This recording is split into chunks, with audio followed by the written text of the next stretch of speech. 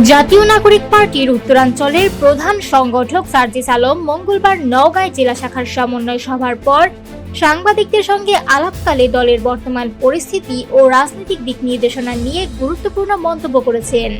সার্জিস আলম অভিযোগ করেন, দলের কিছু উপদেষ্টা দায়িত্ব পালনে অনীহা প্রকাশ করছেন।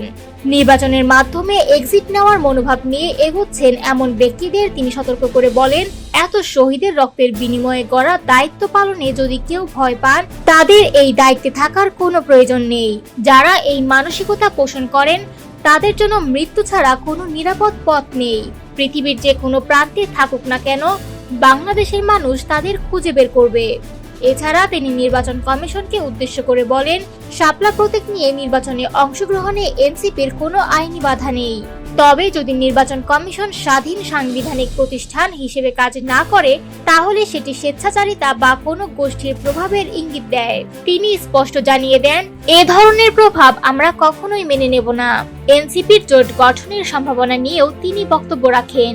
সার্জিস আলম বলেন, আসন্ন জাতীয় সংসদ নির্বাচনে এনসিপি কারো সঙ্গে জোটে অংশ নেবে কিনা তা কেন্দ্রীয় নেতাদের মধ্যে এখনো আলোচনার বিষয়।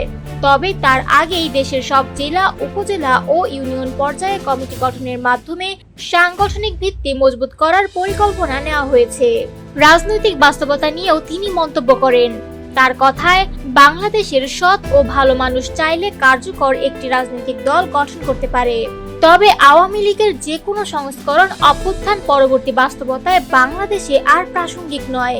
এনসিপি এই অবস্থান দৃঢ়ভাবে বজায় রাখবে। সমন্বয় সভায় সভাপতিত্ব করেন এনসিপির যুগ্ম আহ্বায়ক ও নওগাঁ জেলা শাখার প্রধান সমন্বয়ক মনিরা শারমিন। এছাড়া উপস্থিত ছিলেন রাজশাহী বিভাগীয় সাংগঠনিক সম্পাদক ইমরান ইমন সহ জেলা ও উপজেলা পর্যায়ের নেতাকর্মীরা।